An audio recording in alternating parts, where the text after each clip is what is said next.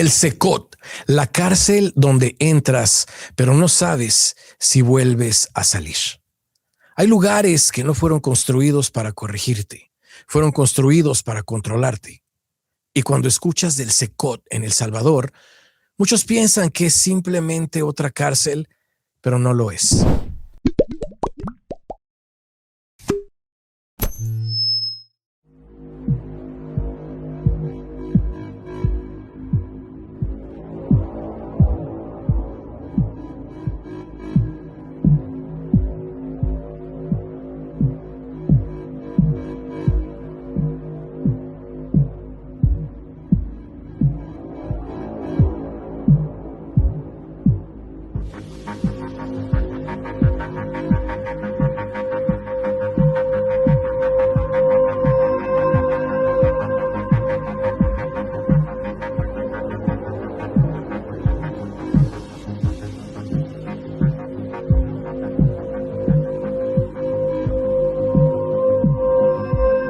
Hoy te voy a contar algo muy importante que todos tenemos que saber, que es el Secot.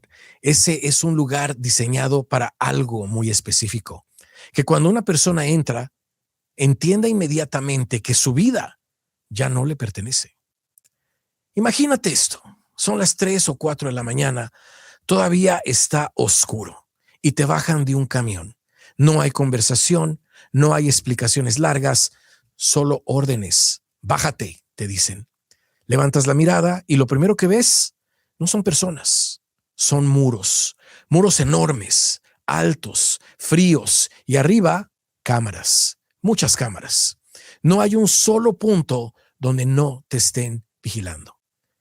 Ese lugar es el centro de confinamiento del terrorismo, el Secot. No es una cárcel normal, ¿eh? Y ahí es donde empieza a cambiar todo, porque ese lugar no fue construido como las otras cárceles. No está pensado para que una persona salga. No está pensado para que una persona estudie. No está pensado tampoco para que una persona se rehabilite. Fue diseñado para neutralizar. Tiene capacidad para decenas de miles de personas. Pabellones completos, llenos, uno tras otro. Es como una ciudad, pero una ciudad donde nadie es libre. Imagínate, cuando cruzas esa puerta, algo cambia. Te revisan, te observan, te miden, y en ese momento entiendes algo. Aquí no importa quién eras allá afuera, no importa tu historial, no importa tu versión. Aquí tú eres uno más. Una de las cosas que tenemos que entender es que esa cárcel del Secot fue diseñada para los pandilleros en El Salvador que hicieron extremadamente cosas malas en El Salvador. Y esas personas tienen condenas de 500, 600, 400 años. Nunca en su vida van a volver a salir de ahí. Quítate la mascarilla y levantate la camisa. Pedro Antonio Joya Hernández, alias el Little Liar, miembro de la Mara Salvatrucha, de la clica Parvis Locos. Tiene un rango de ranflero nacional dentro de la estructura, condenado a 639 años, alias el Vago, Payaso, Colocho o Huicho. Miembro activo de la pandilla 18 Revolucionario, de la clica Tiny Guaynos Revolucionario, de la Jengla Sigbox Freak Locos, de la tribu de los Urdes, rango de gatillero. Este sujeto era uno de los sicarios, los que se encargaban de ejecutar las órdenes que les daban sus jefes de pandilla. ¿Cuántos años tenemos? 29 años. Para a los 29 años tener esa cantidad de crímenes, tuvo que haber entrado desde muy joven en la pandilla. Es correcto, es que hay sujetos acá que fueron reclutados, aún siendo niños, fueron reclutados en las pandillas. Ya lo voy a explicar. Acá tenemos a Juan Carlos Avilés Cruz, alias Pollo o Blazer, miembro de los 18 sureños, de la clica Shadow Par Locos sureños, de la tribu San Martín, gatillero, rango de gatillero dentro de la estructura, condenado a 433 años. ¿Cuántos años tenemos? 29 años, sujetos relativamente jóvenes, la mayoría aquí, el rango de todos estos pandilleros que están acá en el centro de confinamiento del terrorismo, esa es la edad promedio, entre los 20 y 35 años oscila la mayoría de ellos. Que realmente las organizaciones terroristas, estas pandillas, se crecieron porque ese era el modus operandi, reclutar jóvenes, reclutar niños. ¿Y por qué lo hicieron? Porque nuestra legislación anteriormente favorecía a los menores de edad con penas cortas. Porque en el pasado, a estos pandilleros que mantenían en zozobra nuestra sociedad, cuando se les imputaba un delito y las pruebas eran débiles, a los 3 días ya estaban libres.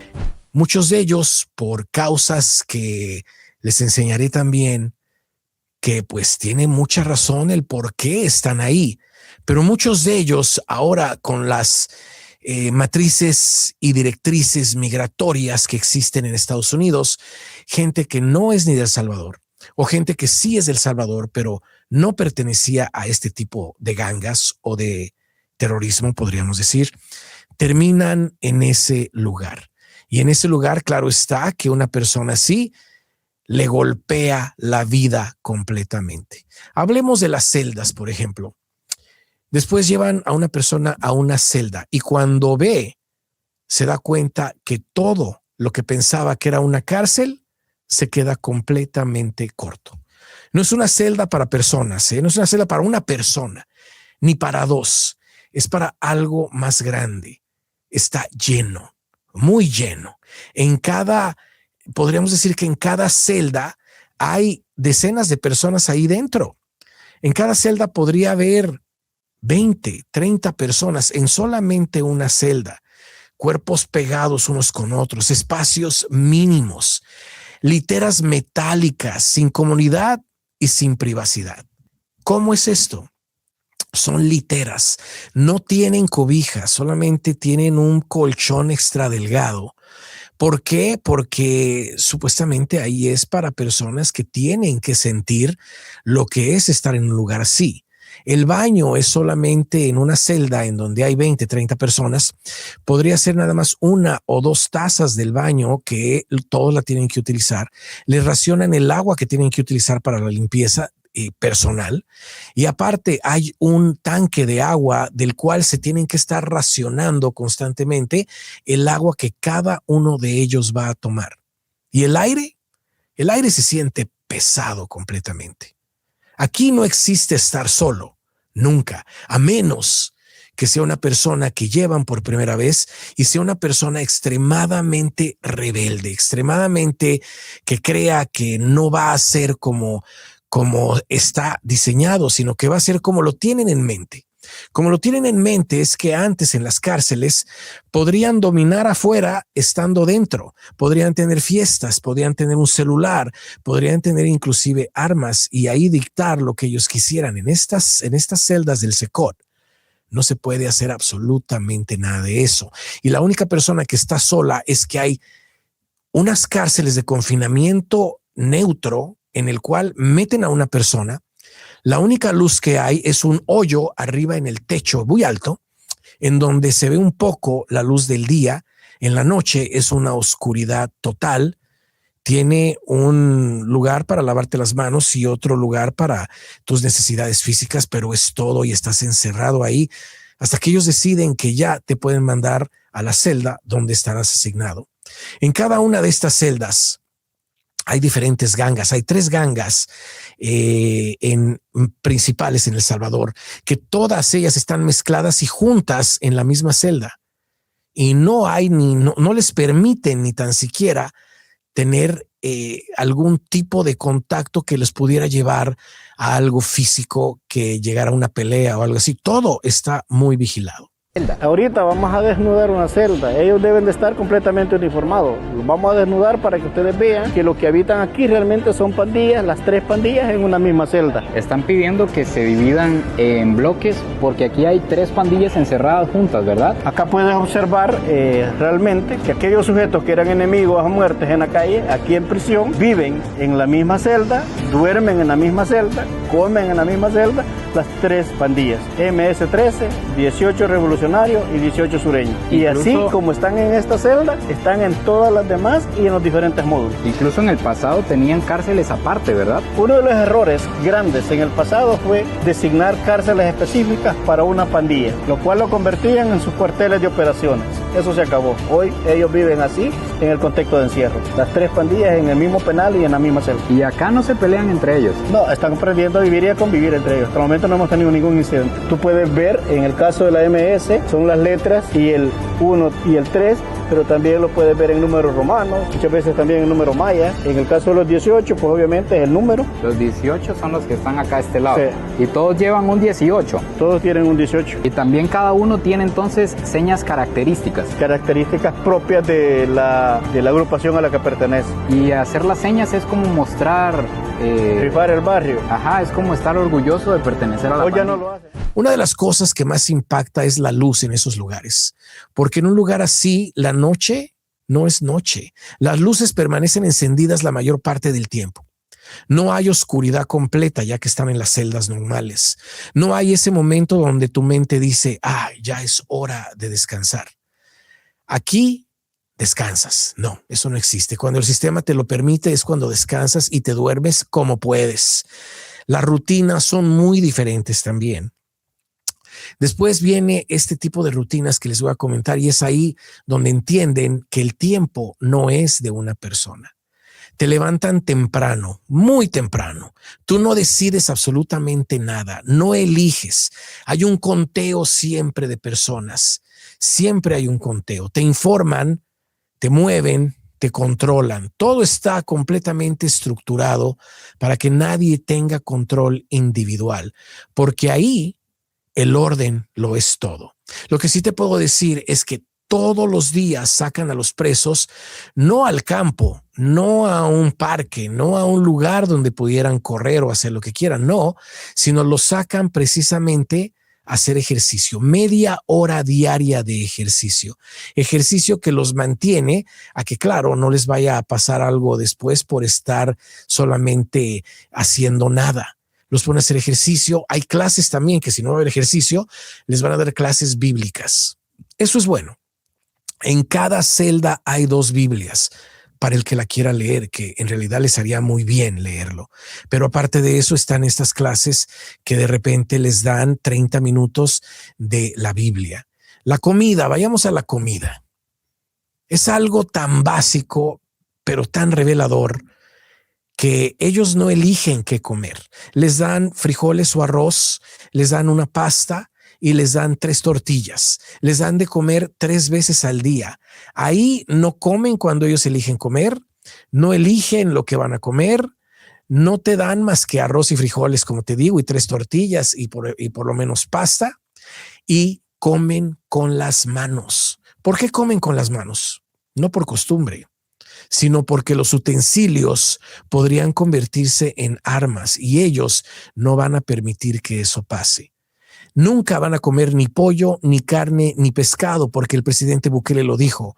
Primero el pueblo, primero la gente. El día que ellos puedan comer carne todos los días, pollo todos los días, pescado todos los días, entonces ya nos preocuparemos de darles a los del SECOT carne, pollo y pescado. Mientras tanto, van a seguir con este tipo de dieta. No van a conocer nunca a ellos ya después de estar ahí a qué sabría un bistec, a qué sabría un pedazo de pollo, a qué sabría un filete de pescado. Eso no lo van a probar. Y muchos tienen condenas de muchísimos años. Eso dice todo sobre el lugar, ¿verdad? Ahí no hay escape, ¿eh?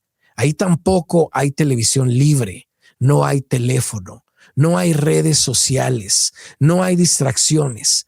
Nadie puede escapar mentalmente tampoco. Todo el tiempo que están ahí, están viendo lo mismo, sintiendo lo mismo. Y eso les empieza a afectar, claro. Solamente tienen acceso a otras personas cuando se van a ver con un juez y con sus abogados. Y todo eso es por medio de video, con televisiones en un cuarto donde ahí a ellos los ven y ellos ven a los abogados o a la gente que les permitan ver. Pero lo más fuerte de este lugar no es el concreto, no es el metal, No es la vigilancia tampoco. Es lo que pasa adentro de la cabeza de cada uno de ellos. Al principio han de pensar, esto se va a arreglar, pero pasan los días, luego las semanas, después los meses, y ellos empiezan a entender algo, que ahí no hay garantía de salida. Si entraba un medio de comunicación a una de las prisiones, ellos, en alusión a las estructuras a las que pertenecían, manifestando su orgullo, su sentido de pertenencia, te elevaban las manos, te rifaban la pandilla a la que ellos pertenecían. Ahora, acá, eso está prohibido. Dentro del contexto de este régimen de máxima seguridad, eso es prohibido para la población estar haciendo señas acá. Hay gente que tiene condenas, como les dije al principio, de hasta 400, 300, 600 años, y a algunos de ellos les siguen acumulando condenas. Y aquí en este podcast vas a ver también por qué es eso que les acumulan condenas. Pero ¿quién termina ahí? ¿Quiénes son los que terminan ahí? Bueno, aquí es donde la historia cambia, porque sí, hay personas que hicieron cosas graves, muy graves, demasiado graves para que salieran de la boca de cualquier persona. Mi nombre es Marvin Ernesto Medrano Vázquez. ¿Tu apodo? Psycho. ¿A qué pandilla pertenece? La Mara Salvatrucha 3. ¿Desde qué año entró usted a esa pandilla? Entré del 2004. ¿Qué edad tenía? Tenía como 21 años. ¿Cómo era el proceso para formar parte de la pandilla? Hurtar, hacer lo que es posible para obtener el territorio necesario. Eso era para entrar. Sí, para entrar. ¿Qué misión específica le dijeron? Haga esto para que entre. Una cierta cantidad de personas. ¿Sus papás eran pandilleros? No, mi papá y mi mamá nunca han pertenecido a ninguna. ¿Aún están vivos? No sé, en verdad no sé. No lo sabe. ¿Y qué le decían ellos a usted con respecto a que usted era pandillero? En verdad me desecharon. Ajá. Yo desde pequeña edad, la mayoría de veces siempre preso ha estado. ¿Y en qué momento sale usted de su casa y se une a la pandilla? Me uno por venganza, me uní a la pandilla porque los 18, los contrarios, balearon a mi mamá, le pegaron 5 balazos de impactos de bala. Su mamá, siendo una persona normal, no era pandillera. Sí, por hacerle el atentado a mi otro hermano. ¿Era pandillero? También era pandillero. ¿Usted qué crímenes cometió? Homicidio, robo, de todo un poco. ¿Cuántas personas asesinó? Como 30 personas. ¿Y usted tiene hijos? Sí, tengo hijos. ¿Y son pandilleros? No. ¿Y le gustaría que ellos formaran parte de una pandilla? En ningún momento. ¿Y usted es consciente del daño que le causó a cada familia, a las personas que asesinó?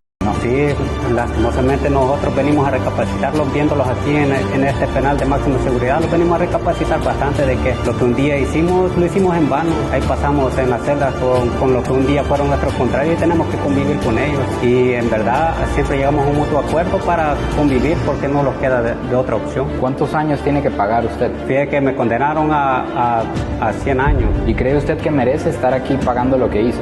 Mire, quizás hablándole humanamente le voy a decir, hasta quizás le quedamos debiendo. ¿Tiene algún mensaje sobre lo que hizo y las consecuencias que le trajo? Yo lo que le puedo decir a la juventud que no busquen esta vida. En verdad, el pueblo salvadoreño creo que tiene el mejor, podemos decir, promesa ahorita de estar en un país libre de pandillas hoy en día, porque en verdad yo hubiera querido vivir así, en un país libre de pandillas, de que hoy me encuentro en un penal de máxima seguridad, de que ya sé que no voy a volver a salir. Entonces hoy veo yo de que todo lo que yo hice fue en vano y en verdad el ser humano por veces hace cosas en su locura y viene a recapacitar cuando ya es muy tarde, porque en la noche uno en la celda llora y se lamenta en la condición que uno se encuentra, donde solo se le da a uno las cosas básicas que uno necesita y en verdad uno está acostumbrado a tener libertad y hoy ya no es así. Estamos en un penal de máxima seguridad donde ya sabemos que ya llegó nuestro fin. Por ejemplo, hubo un instante en que detuvieron un camión, le echaron gasolina y quemaron a toda la gente que iba en el camión. Parece ser que iban 17 personas adentro. Iban más, iban como 20 o 21. 17 fueron calcinados completamente. 2 o 3 de ellos se bajaron corriendo y desgraciadamente ahí terminaron con sus vidas. Hay otra instancia en donde estos miembros de esta ganga, porque la abuela, fíjense, la abuela, no les quiso pagar el dinero que les tenía que pagar por el negocito que la señora tenía de comida, a machetazos le cortaron los 2 brazos La señora está viva, pero sin brazos, macheteados. Y muchas atrocidades más que hicieron muy graves. Pero también muchos dirán, ahí deben de estar. Y sí, pienso yo que gente de esa naturaleza debería de estar ahí pagando esas condenas, claro. Pero también existe otra realidad. Personas detenidas por sospecha, personas deportadas de Estados Unidos, personas con historial que, aunque fue viejo, en el sistema los pusieron a que cuando sean deportados de este país, de Estados Unidos, los mandaran al SECOP. Y en sistemas grandes, rápidos y masivos, los errores, claro que pueden pasar. Y gente que no tuvo la gravedad de crímenes como los demás, la mayoría que están ahí, están pagando en ese momento cosas que quizás no deberían de haber pagado. Muchos que deportaron, claro está que también deberían de haber terminado ahí, y muchos deberían de terminar ahí también por cosas graves que han hecho, pero hay unos que no. Hay unos que el único crimen que cometieron fue pasar una frontera, estar en este país y ser agarrados, porque quizás tuvieron algún delito pequeño, un delito medio grave que los llevó a eso. Y cuando un error pasa en un lugar como ese, no es un error pequeño. La gente dice, ¿se saldrá de ahí? ¿Se podrá salir de ahí? Esa pregunta que todos hacen, ¿se puede salir de ahí? La respuesta no es clara para todos. Algunos casos pueden cambiar, pero muchos entran sin una salida definida. Y eso lo transforma todo. Porque ya no están cumpliendo con el tiempo. Están viviendo una realidad que puede durar años, o la verdad, para muchos, toda una vida. Y aquí es donde quiero que piensen algo. No en ellos, en ti. ¿Cuánta gente vive tranquila sin saber qué aparece en un lugar donde muchos no quieren ver, y es en sus antecedentes? Este mensaje va directo para nuestra gente indocumentada en el país. Gente que podría terminar en ese SECOT, que en realidad sería muy grave por error terminar en un lugar ahí. Por eso hay mucha gente que dice, bueno, lo que yo tuve anteriormente ya pasó. Hasta se deja del pasado porque dicen, bueno, ese problema no se va a convertir ahora en un problema. Y es donde quiero que tú lo pienses. Si no tienes documentos en un país en donde no perteneces, donde no naciste, podrías terminar en una situación así de grave. Este no es un episodio para entretenerte en realidad, es un episodio para despertarte, porque hay decisiones que no parecen importantes hoy, pero mañana pueden definirlo todo. Nadie planea terminar en un lugar así. Yo sé que nadie de nosotros planea algo así, pero muchos llegaron pensando exactamente eso. A mí no me va a pasar nada, hasta que pasa. Yo diría, comunidad, que es importante asumir todo lo que pudiéramos tener en nuestras vidas para no terminar en un lugar así por equivocación, pero al mismo tiempo ver con pies en la tierra que ese lugar cambió la situación del Salvador completamente. La gente anteriormente no podía salir a las calles. La gente no podía ir a un parque a llevar a sus hijos. ¿Por qué? Porque o les quitaban la existencia o los robaban y los golpeaban. También no podías vivir en un lugar en El Salvador porque cualquier lugar allá podría ser ocupado por una de estas gangas. Ellos llegaban, te desalojaban ya sea a golpes o quitando existencias y de esa manera ocupaban tu hogar y ahí se quedaban. Lo bueno que llegó fue este presidente que puso alto a todo esto. ¿Tú qué piensas? En este podcast también aceptamos comentarios, aceptamos que tú nos digas qué piensas de todo esto. ¿Tienes algún familiar que sufrió alguna consecuencia similar, que desgraciadamente terminó en un lugar así? ¿O tienes algún familiar que en realidad debió de terminar en ese lugar?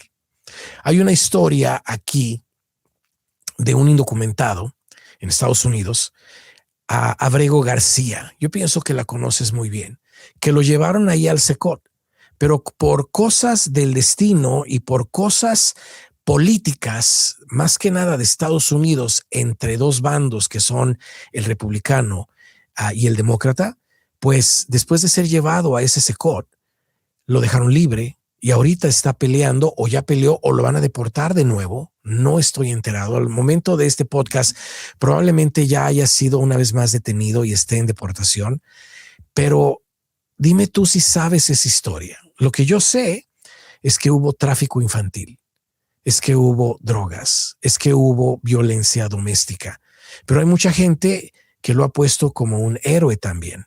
Yo me quedaré neutral, yo me basaré a las pruebas, pero me gustaría saber, ¿tú qué opinas de algo así? ¿Esa persona merecería terminar en el SECOP como otras más? ¿O merecería estar libre y estar en su país de origen o en este país una vez más?